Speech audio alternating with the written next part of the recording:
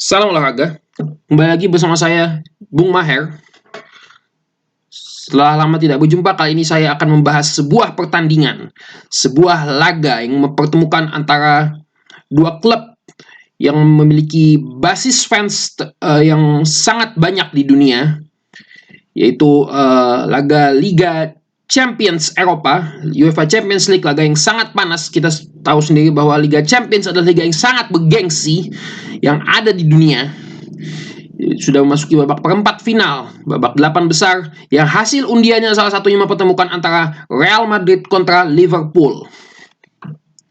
Seperti kita ketahui, kedua tim ini merupakan tim yang sama-sama menjadi yang terbaik di negaranya masing-masing, yaitu di Real Madrid di Spanyol dan Liverpool di tanah Inggris. Seperti kita ketahui, Real Madrid adalah peraih trofi La Liga paling banyak di Spanyol, yaitu 34 trofi La Liga, dan peraih trofi Liga Champions paling banyak yang ada. Jadi peraih Liga Champions Liga Champions Eropa yang paling banyak itu adalah Real Madrid. Otomatis mereka juga paling banyak di Spanyol. Dan Liverpool, mereka memiliki titel Liga 19. Meskipun Manchester United MU masih lebih banyak satu, yaitu 20 trofi, namun Liverpool memiliki trofi Liga Champions dua kalinya Manchester United MU, yaitu 6 trofi Liga Champions. Dan Liverpool juga sudah memiliki badge of honor, yaitu sebuah tanda dari UEFA yang disematkan di lengan baju sebagai penghormatan atas tim yang bisa menjuarai Liga Champions 3 kali beruntun atau 5 kali atau lebih. Dan Liverpool sudah memenuhi itu sehingga mereka memiliki badge of honor. Sedangkan MU, Manchester United, belum memiliki itu karena mereka tidak menjuarai 3 gelarnya itu secara beruntun, sehingga mereka belum memiliki. Sedangkan Liverpool, mereka sudah menjuarai 5 kali, bahkan sudah 6 saat 2019 kemarin. Dan dua tim ini memiliki DNA Eropa yang kental, ya, bisa dilihat. Jadi mereka, meskipun mereka kadang tidak meyakinkan di liganya, tapi mereka masih bisa tampil ganas di Liga Champions dan hingga mereka menjuarai Liga Champions. Seperti kalau Real Madrid, kita lihat Real Madrid, mereka itu hanya 2 hingga 3 kali dari 13 trofi itu, hanya 2 atau 3 trofinya yang diraih bersama dengan gelar juara La Liga. Sisanya, di saat mereka tidak bisa menjuarai La Liga Spanyol atau mereka kurang meyakinkan di liganya, di Liga Spanyol, mereka masih bisa mengangkat trofi si kuping besar tersebut, mengangkat trofi Liga Champions. Seperti tahun 2018. Saat 2018 mereka memang kurang meyakinkan. Dan mereka mengakhiri posisi di klasemen di posisi ketiga.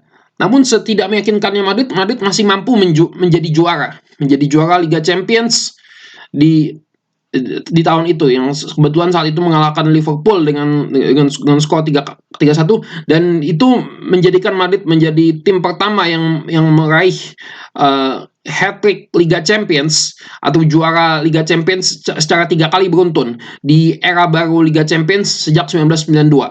Jadi sejak era baru Liga Champions itu belum ada yang bisa menjuarai Liga Champions secara beruntun. Nah, ini Real Madrid telah memecahkannya dan bahkan mereka menjuarainya selama 3 kali berturut-turut atau hat-trick, ya, bisa dibilang seperti itu. Artinya di sini terlihat bahwa mereka memiliki DNA Eropa yang kental. Jadi sekalipun mereka di liganya kurang, mereka masih bisa tampil bagus Liga Champions. Dari 13 trofi, 10 diantaranya mereka menjuarai walaupun mereka tidak menjuarai liga, atau di liganya mereka kurang baik. Sementara Liverpool juga tidak kalah dibanding Real Madrid.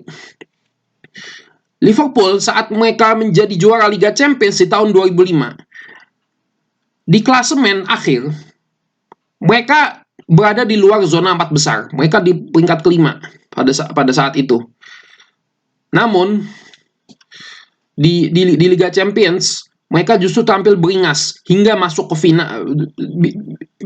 final. Dan saat final mereka melakukan comeback yang sensasional saat itu di Istanbul. Kebetulan tahun ini finalnya juga di Istanbul juga. Jadi tahun 2005 saat itu mereka babak pertama sudah tertinggal 3-0. Dan 3-0 itu di mana itu merupakan skor bantai yang sangat sulit apabila sudah tertinggal. Apalagi ini laga final. Saat itu lawannya AC Milan, di mana AC Milan saat itu sedang bagus-bagusnya juga saat itu, dengan pemain-pemain seperti Alessandro Nesta, Paolo Maldini, Gennaro Gattuso, dan juga ada Andrea Pirlo, Andriy Shevchenko, Ricardo Kakà.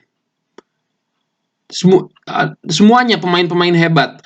Namun Liverpool dengan pemain yang tidak begitu terkenal saat itu, yang pemain yang lebih pas-pasan saat itu, mereka mampu bangkit dalam waktu 15 menit. Dari menit 45 sampai 60, mereka mengejar golnya itu dari 3-0 menjadi 3-3.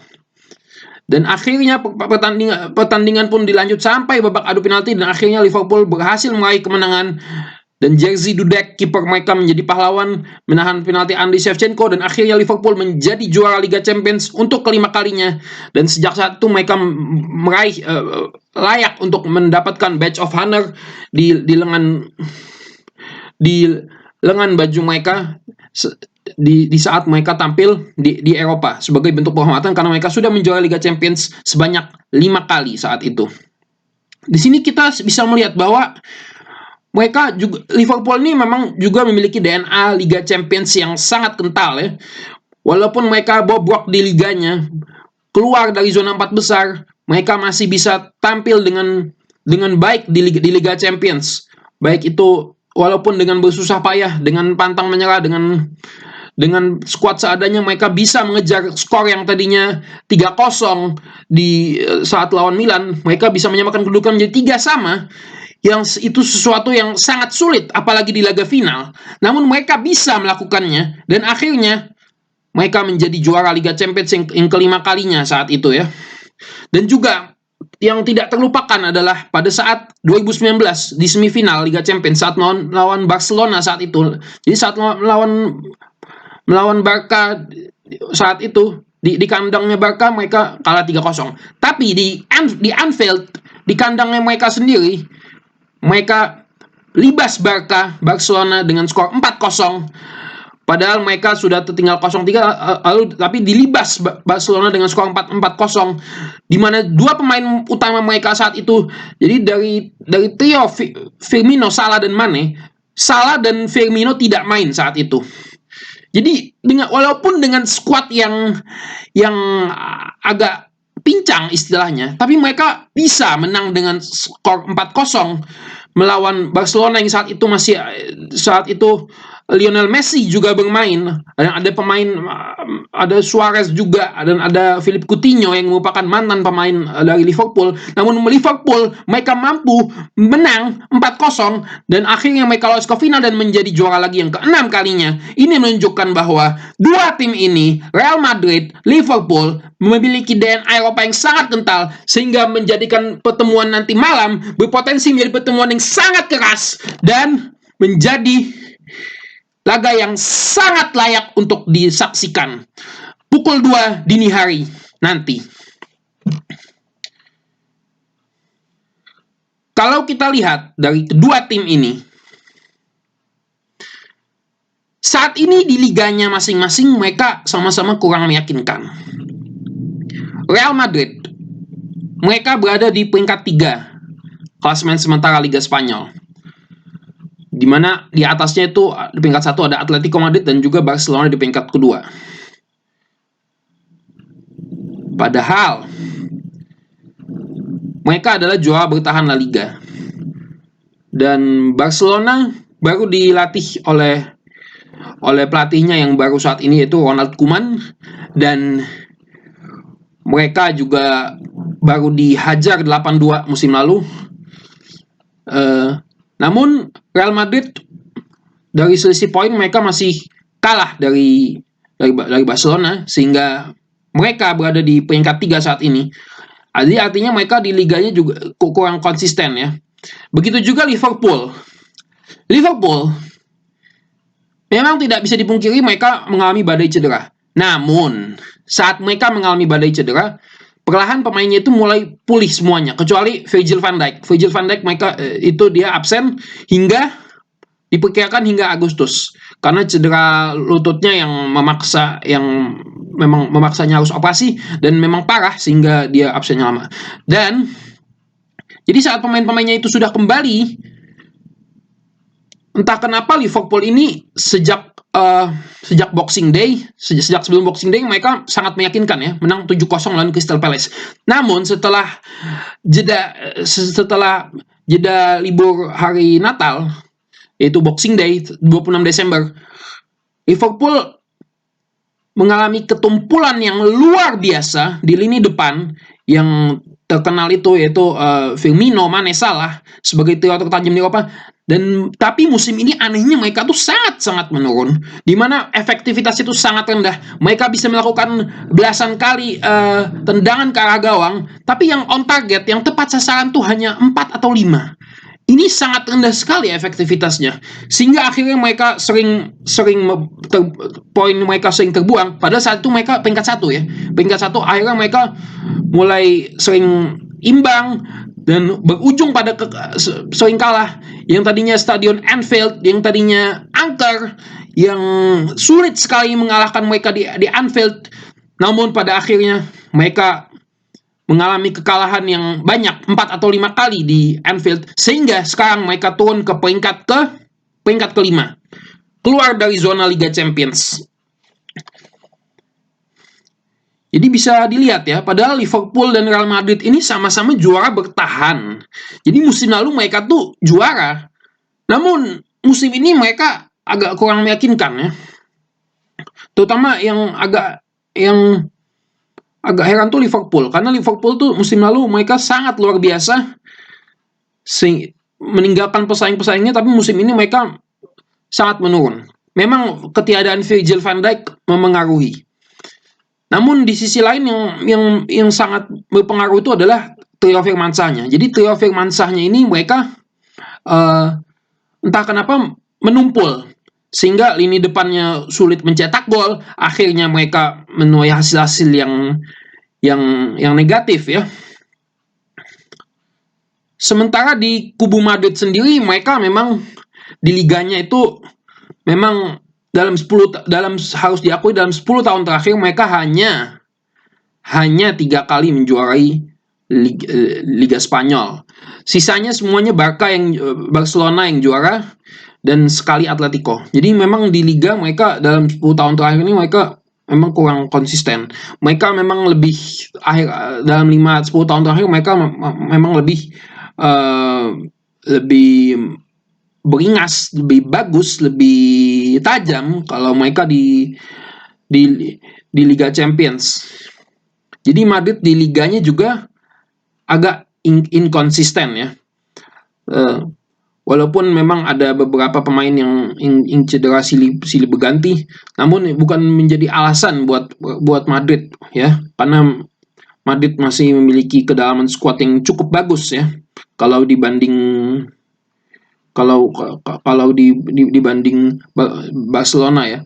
Barcelona mereka walaupun mereka pemainnya yang berharga mahal seperti Griezmann dan Coutinho, tapi mereka tidak bisa maksimal.